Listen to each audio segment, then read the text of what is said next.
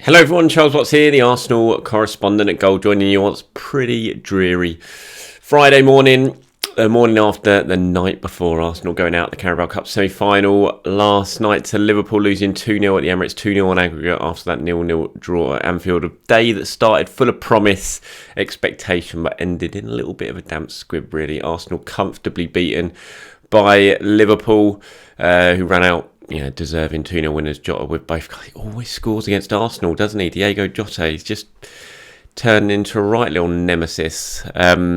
Certainly got a bit of help yesterday with the first goal. I mean, a clear mistake from Aaron Ramsdale. Got his footing all wrong, had his weight all on the wrong side and just couldn't readjust when Jota scuffed his shot. And second goal, Arsenal caught out when they were sort of pressing forward in that second half, looking for an equaliser, ball over the top. Really nice finish from Jota. Again, I thought Ramsdale went down maybe a little bit too early, but that's maybe nitpicking a little bit. And Arsenal got what they deserved, which was nothing. Liverpool were the better side. Arsenal started well, I thought, for 10-15 minutes. They were well on top, but Jota scored. I think it was 19th minutes he scored, which was pretty much, one of Liverpool's first attacks, really. And from that moment on, Liverpool just showed their class. They showed their experience, their know-how, and they just kept Arsenal at arm's length. You never really felt like Arsenal were going to equalise. They had that one chance towards the start of the second half when Conga played a nice little ball over the top for Lacazette, who brought it down, but under a little bit of pressure from Robertson, he put his shot over. And other than that, they didn't really have a sight of goal. Certainly in open play, Lacazette also hit the bar at 0-0 in the first half with a free kick. But there was just too many off nights for Arsenal. I just thought they looked like a team who hadn't trained for about a week. Most of them, and Martinelli was the bright spot. Him and Odegaard, I thought, were the best two players on the pitch for Arsenal. But other than that, everyone just looked really rusty and lethargic, and it just wasn't really the energy levels that we were all expecting from them. And they just, like I said, they looked like a team of players. A lot of them hadn't been training and kind of thrown together, hoping that they could perform, and unfortunately they didn't. I think the last 2 weeks has caught up with them. And against a team like Liverpool as well, you can kind of get away with it, perhaps against one of the lesser teams in the league or in the country, but against Liverpool, even without Salah and Mane, they've just got too much know-how. They know how to win, and they did that yesterday. They just comfortably kept Arsenal at bay, and were just never going to throw that lead away once they got in front. And it was just a disappointing night. It was all just very flat. It's like I was really looking forward to the atmosphere in there, and it was a proper night of cup football, but it just never really transpired. Everyone, the crowd, I think probably because of the performance and the way the game was going, were pretty flat, and it was just it was just a disappointing night. One that, like I said, it started full of expectation and promise and excitement, but it just didn't quite live up to the billing, really. And I thought what it did show again was the need for Arsenal to strengthen in the transfer window. They got, I think, 10 days now. It's 21st today, isn't it? So they've got 10 days left of the transfer window. And I think what we're seeing at the moment is a squad that is in desperate need of a little bit of injection of extra quality. I think they've had a good first half of the season,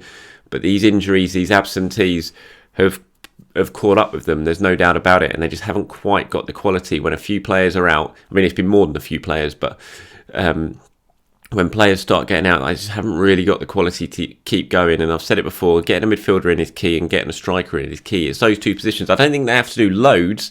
They just have to do a little bit more. They've got to sort the striker one way or the other. If they're not going to, all right, you either bring Aubameyang back in and play him until the end of the season and get him fit and firing, or you go out and sign someone. You've got 10 days. If you just play the second half of the season with Lacazette and Nketiah as only two central strikers, you're asking an awful lot. You are putting your chances of a top four place in real jeopardy with that, because I think last night the fact that Arsenal ended the game with Nketiah leading the line for the last 20 minutes kind of summed it up. I mean, you got Nketiah against Virgil van Dijk. There's only one winner there, really, isn't there? And that's not having a go at Eddie by any means. It's just a fact. And if Lacazette gets himself injured, which he could easily do, then suddenly Arsenal playing the last 2-3 months of the season with Nketiah as their only striker. I mean, you're just not going to get a top four spot when you go and you're competing against teams like Tottenham for that, who've got Kane, they've got Son coming back, goal scorers in their team, and Arsenal just don't really have that. And they've had a good little burst before Christmas, and this excellent December when goals were coming from everywhere. Martinelli was scoring, Saka was scoring, Smith Rowe was scoring, Laka got a couple, but those have dried up in January. I think the game against Man City was the only time they've scored, isn't it? Because it was 2-1 against Man City, lost at Forest without scoring, drew at Anfield, lost last night without scoring. So the goals are an issue now, and it's not just the strikers. I think that last night they never looked like really creating a clear-cut opportunity as well. So there are other issues there, and the players who are creating the chances have been suffering with issues. We all know that, but I just think what you're seeing at the moment is a team that just need a little bit of extra injection of quality or two to really get them over the line now. They've done a lot of hard work in the first half of the season. They've put themselves in a good position when it comes to the top four. But they just need something to get over the line now. I think Edu he needs to be busy. They've created space in the squad. That's what the window's been about so far for Arsenal, moving players on. They've moved 4 players on from the squad. That is weakening the squad, no doubt about it. Yes, Mari doesn't play very often. Yes, Kolasinac doesn't play very often. Yes, Balogun hasn't played very often. Even Maitland-Niles, but they're still members of the first team squad, and to let 4 of them go in January when you're really pushing for a Champions League spot and not bring anyone in, that wouldn't make much sense to me. So it really feels like this is a time now. They've spent the first few weeks of the window sort of clearing the decks almost. Now they've got to spend the next 10 days trying to add a little bit of quality to really give that squad the boost it looks like it desperately needs now. And I think those 2 positions we all know, midfield and the striker. One new signing who could potentially arrive before the end of the transfer window is a bit of a surprise. This one is Matt Turner, the US national team goalkeeper. Arsenal are in talks for a deal with the New England Revolution for Matt Turner. There have been reports that Arsenal have bid. That's not what I've been told yet, is that it's just not quite got to that stage in terms of an actual firm offer going in. But there are reports that do say that has happened, and maybe I'm wrong, but certainly the word that I'm getting is it probably hasn't quite got to that stage yet, but talks are ongoing and Arsenal are interested in getting a deal done for him. Now you have to think, should that happen, or the reason that that's happening is because Bernd Leno must be very close to moving on. I can't imagine there's any way that Turner would come in and Leno stay at the club for the second half of the season. You think he's coming in now earlier than Arsenal probably were planned. They would have definitely known they were going to need to sign a goalkeeper in the summer, but maybe there's interest in Leno that Arsenal thinking, we can do this. There has been reports of Newcastle coming in for him. He'd certainly be an improvement for Newcastle on what they have and it'd help in their relegation battle. And if that is the case, then Arsenal are going to need to get a number 2, because you can't rely on a Okonkwo or Hein. You got to go out and bring in a more experienced keeper, and Turner is exactly that. He's sort of battling it out with Zach Stefan at the moment to be number 1 choice for the US national team. He had a very good season domestically in America last season with the New England Revolution. I mean, I haven't seen too much of him, so I can't really comment exactly on how good he is or what his strengths are. But speaking to people that I work with who work over in America, who cover the US scene, think he's a very, very good shot stopper. He's certainly the best shot stopper that the US have. Maybe he needs to work on a few other areas of the game. He's 27 now. So, yeah, and that's what Arsenal are trying to do. Whether it can happen remains to be seen. We've got 10 days left in the window. But I would suggest, like I said, that Turner arrives. You think that probably means that Leno is on his way out one way or the other, whether it be loan to the end of the season, then a permanent move in the summer, or a straight permanent move now. We'll have to wait and see. But you can understand Leno. He doesn't want to play second fiddle for Aaron Ramsdale all season. That's what he's done so far. He's got himself back in the Germany squad. It's a World Cup year. He just doesn't want to be sitting all season on the bench. He needs to go out and play football if he wants to stay in the Germany squad. So you can understand why he's probably pushing for a move now, which is maybe a little bit earlier than Arsenal were hoping for. They probably thought they could get through to the end of the season and then sort out the number 2 goalkeeper situation. But it seems like they've maybe had to fast track that a little bit, potentially because of the interest that Leno is receiving from elsewhere. And Matt Turner may well be the man. So that's one to keep an eye on over the coming days. It's all going to be pretty quiet for Arsenal now after last night's defeat. They've got the game against Burnley this weekend, providing that go ahead. We haven't heard anything from Burnley yet. They've obviously had a lot of their games called off. But after that, Arsenal then only have 2 games until March the 5th, which is pretty mad, really. They've got Wolves away and then they've got Brentford at home. Because after the Burnley game, they've got a bit of a winter break. If they'd have qualified last night, they'd have had the Carabao Cup final at the end of February, but that's obviously not going to happen. Whether Arsenal could look to rearrange any of their games that they've got, potentially, I'm not sure they can when it comes to the Tottenham game. They do have the Wolves game to reschedule as well. So we'll have to wait and see. But as it stands, only two. Well, after the Burnley game on Sunday, Arsenal then only have 2 games until March the 5th. So an awful lot of time there on the training ground, an awful lot of time at London Colney. I haven't heard that they're planning to go away anywhere on a warm weather break. I've seen Newcastle are heading out to Saudi Arabia, but I'm not sure Arsenal have done that. They've done it before with Mikel Arteta. They went to Dubai and had a very good trip over there. Actually, they really enjoyed that, although there was an incident with Matteo Guendouzi over there. But I haven't heard that that's going to be happening. So it seems like it's just going to be at London Colney working hard. I mean, it's coming at a decent time because we know the squad's a bit of a mess at the moment with injuries and absentees. But you feel like that Burnley game on Sunday is really, really important. Arsenal have had a bad January after what was a brilliant December. They've had a difficult January. It started with that game against Man City where they played really, really well. Were unlucky to end up losing that. They had the horrible game at Nottingham Forest, and they had the decent draw at Anfield with 10 men, and then the defeat yesterday. Only 1 goal scored, no wins, 3 defeats, 1 draw, 3 red cards. It's been a really difficult January for Arsenal, and you kind of feel like they need to win on Sunday just to send themselves into the winter break with a little bit of a boost. Keep them right bang in the picture for the top 4, and then you can come back really recharged after that winter break and have a good go for the second half of the season. Your squad's going to look better. You're hopefully going to have a couple of new signings in by that point. Sunday just feels like an important one. But they're going to have to do it again without Thomas Partey. It looked like, we're all celebrating when Ghana got knocked out because it meant that, well, not all celebrating, I'm sure the Ghanaian supporters weren't, and I felt bad for Thomas Partey, but for Arsenal it was a big, big boost.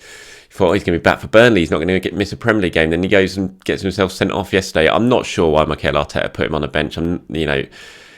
Yes, things were stretched, but still, that's a big ask. Only got knocked out 48 hours earlier in Cameroon. Flew back, arrived the day of the game, straight on. I mean, mentally, emotionally, physically, even. He must have been very, very short last night, and then he came on for the last 20 minutes, got himself sent off. It was a risk that didn't pay off, and now he's going to miss the game against Burnley, just as Granit Xhaka is through suspension. So again, Arsenal are really short in midfield. It's going to be Sambi Lokonga and someone else, whatever Mikel decides. I don't like the 4-3-3 formation. I just don't think it works. He tried it again yesterday. It's just Odegaard's too deep. I don't like that. Smith Rowe's too deep. I thought Odegaard played really well yesterday. Him and Martinelli were the best 2 players, but he was just too deep all the time. You need him higher up the pitch, but when it's 4-3-3, he just can't do that because he's got to have more defensive duties as well. And we've seen it 3 times this season now, against Burnley away, against Palace at home, again last night at home, and it just doesn't work for me. So I feel like he needs to try and do something a little bit different, even if it is potentially moving Ben White there for 1 game and bringing in Rob Holding at centre-back alongside Gabriel, and sticking with the 4-2-3-1 formation and actually having a full-on number 10. So it'll be interesting to see what he does formation-wise against Burnley. A lot will depend on who is available and who isn't available, and we don't really know that yet because the squad has just been so decimated and players have been thrown in yesterday on load training. We don't know if any of them suffered any knocks or anything like that, but if it is a pretty similar sort of selection that we saw last night, I would like to see Arteta try something different than this 4-3-3, because I just feel like it doesn't really work. It leaves Sambi on his own in midfield in that sort of defensive midfield role, which he's not really that player, and it just doesn't work for a few reasons. So it will be interesting to see who he goes for. Right, before I go, I'm just going to do player ratings. I didn't get time to do them last night after the game, so I will go through my player ratings for anyone who is interested. Not great scores, as you can imagine, because it was a difficult night. Aaron Ramsdale, I'm going to give a 4. I mean, it was a horrible moment, the first goal. He hasn't made too many mistakes since he's arrived at Arsenal, but that was a mistake yesterday. You kind of anticipating, you think Jota curling it into the far corner. He had all his weight on the wrong side. I mean, Jota scuffed his shot, and if Ramsdale was just ready and prepared, he would have just been able to stand his ground and pick the ball up. It was such a scuffed, tame shot, but because he'd put all his weight on one side and already sort of committed to going that way, he just couldn't get back in time, and the replays look really, really bad. I mean, it's just not a shot that should be beating any goalkeeper, let alone a goalkeeper who's played so well and has forced his way into the England picture. And I just thought he looked a bit shaky throughout. Ramsdale, his distribution wasn't as good. It was just it was a difficult night for him. So I'm going to give him a 4. Tomiyasu, clearly not fit. You can rely on Tomiyasu to put in really solid performances all the time, but yesterday he just wasn't fit. He slipped a lot as well. His footing, I don't know, that side of the pitch, it wasn't just Tomiyasu, it was the Liverpool players as well. Jota was going down. Certainly in the first half, that right-hand side of the pitch, everyone was stacking it all over the place. And Tomiyasu must have gone down about 4 or 5 times, and he went down in the lead up to the goal. That's what allowed Jota to cut inside. I'm going to give Tomiyasu a 4. Ben White and Gabriel, I'm going to give both of those 6. I thought they were fairly solid, the pair of them. White, I think he had most touches, most passes. He was always trying to make things happen, but just couldn't quite do it. Tierney, I'm going to give a 5. Sambi, I'm going to give a 5 as well. I felt a bit sorry for Sambi. He's just left alone in that midfield position, which isn't really his. Played one lovely ball to Lacazette in the second half, which almost set up an equaliser. He's learning a lot, I think, at the moment, Sambi, but it's not helping him playing in that position and in that formation. So he gets a 5. Odegaard, I'm going to give a 7. I thought he played well. He always looked like he had quality when he was on the ball, but he was just too deep for me because of that formation. Smith Rowe and Saka both gets 5s, just didn't really get themselves into the game. Martinelli gets a 7. He was my Arsenal man of the match. I thought if anyone was going to make anything happen, it was Martinelli. I thought he gave Trent plenty of problems down that side. He didn't stop working. He was bright, and so I'm going to give him a 7. Lacazette, I'm going to give a 5 for the substitutes. I'm not going to grade them because even when they came on, the game was done or dusted. So that's it. Martinelli, my man of the match yesterday, and what was an otherwise disappointing night for Arsenal. Thank you very much for watching, everyone. Appreciate your time. As always, please do try and have a good game. Forget about the football for a day or so and then start concentrating on that Burnley match. If you are interested in transfers or anything like that that's happening, please do keep an eye on my social media. And if anything breaks, anything happens, I will be all over it and also update you as fast as I possibly can. Have a great day, everyone. Speak to you soon.